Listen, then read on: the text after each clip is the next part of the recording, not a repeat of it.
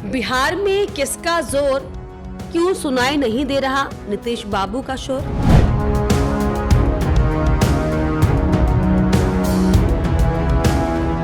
नमस्कार, स्वागत है आपका डेली 24 भारत देख रहे हैं आप और मैं हूं आपके साथ लता। बिहार में 243 विधानसभा सीटों के लिए 2 चरणों में चुनाव होना है, जिसको लेकर जो है सियासी खींचतान भी तमाम राजनीतिक पार्टियों में दिखाई पड़ रही है।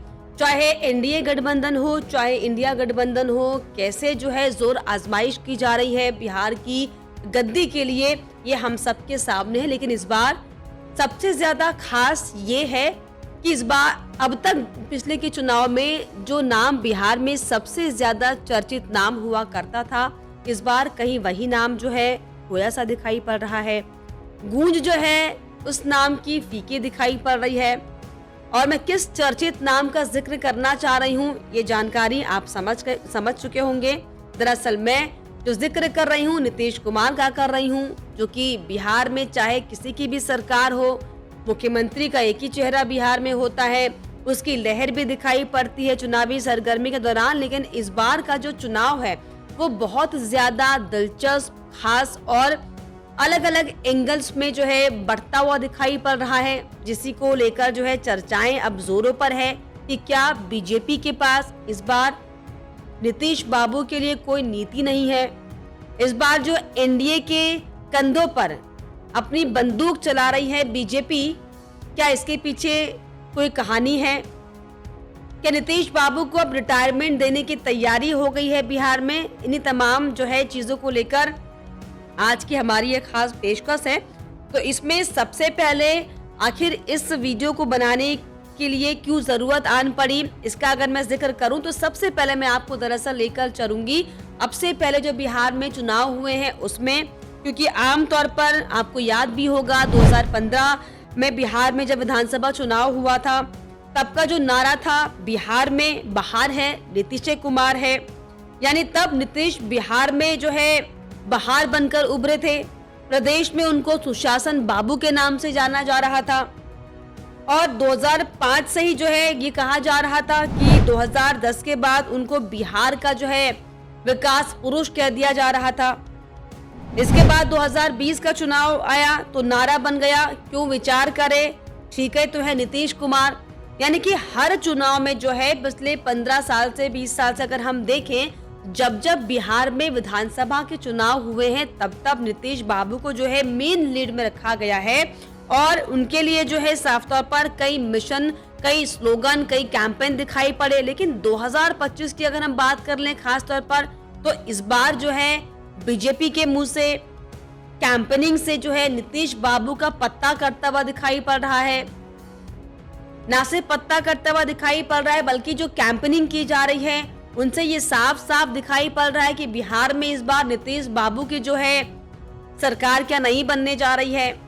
दरअसल इस बार की जो कैंपेनिंग है, अगर इसका मैं जिक्र कर लूं तो इस बार जो है जो बीजेपी की कैंपेनिंग है, जो बीजेपी अपने सोशल मीडिया पर ट्वीट कर रही है, लिख रही है, प्रचार प्रसार कर रही है, वो ये है कि भाजपा ने जो दरअसल आपको बताएं कि बिहार में जो नारे इस्तेमाल करने शुरू करे हैं वो ऐसे कि बिहार में जारी रहेगी विकास की तेज रफ्तार, 14 नवंबर को फिर एक बार एनडीए सरकार। यानी कि जो एनडीए पर जो फोकस बीजेपी करती हुई दिखाई पड़ रही है, कहीं ना कहीं इसी को लेकर जो है अब सरगर्मियां बहुत ज्यादा जोर से बढ़ने लगी है। जनता का विश्वास, फिर से एनडीए की सरकार, बस 38 दिनों का इंतजार, थमेगी नहीं विकास की रफ्तार। बिहार की जनता का मूड, मन मिजाज सिर्फ एनडीए के साथ। 160 से ज्यादा सीटों पर जीतकर 14 नवंबर को फिर आ रही प्रचंड बहुमत की सरकार। हालांकि जब इतने सारे स्लोगन सोशल मीडिया पर जब वायरल होने लगे, लोगों को जो है बात करने का मौका मिल गया, तो हालांकि एक स्लोगन नरेंद्र नीतीश को भी लेकर सामने आया, लेकिन नीतीश बाबू का जो है सिंगल स्लोगन जो अब तक बिहार में अक्सर जो है चर्चाओं का विषय बना रहता था और बहुत ही रणनीति स्पष्ट रहती थी तमाम राजनीतिक पार्टियों की कि जो बिहार में है एनडीए नीतीश बाबू के चेहरे पर चुनाव लड़ रही है। लेकिन अब जिस तरीके से जो विकास की रफ्तार दिखाती हुई जो नरेंद्र मोदी का चेहरा दर्शाती हुई जो कैंपेनिंग हो रही है बिहार में, ये कहीं ना कहीं सवाल खड़े करती है कि क्या बिहार में अब नीतीश बाबू का जो शोर है वो थम चुका है? क्या रणनीति कुछ और बन रही है? क्योंकि इसके पहले के चुनाव के स्लोगन और अब के जो 2025 के चुनावी के जो स्लोगन है, जो कैंपेनिंग है, जिस धार के साथ बढ़ रही है, ये कहीं ना कहीं ये सवाल खड़ा कर रही है कि बिहार में अब जो है इस बार का चुनाव नीतीश बाबू नहीं बल्कि एनडीए की तर्ज पर हो रहा है और इसी को लेकर अब सरगर्मियां भी तेज हैं। हालांकि इसको लेकर अब क्या आपको लग रहा है कि बिहार में जो चुनाव होने जा रहा है, हालांकि थर्ड फ्रंट पीके यानी कि प्रशांत कुमार भी साफ तौर पर चुनाव को प्रभावित करने के मूड में दिखाई पड़ रहे हैं, तो क्या प्रशांत किशोर के दाव से बचने के लिए कहीं ना कहीं एनडीए सेफ गेम खेलती हुई दिखाई पड़ रही है? और अगर एनडीए के लिए सेफ गेम है तो डेंजर क्या होगा? क्योंकि अब तक जो है जो इतिहास रहा है बिहार में, चाहे बीजेपी हो चाहे जेडीयू हो, एक साथ मिलकर गठबंधन कर सरकार बनाई है।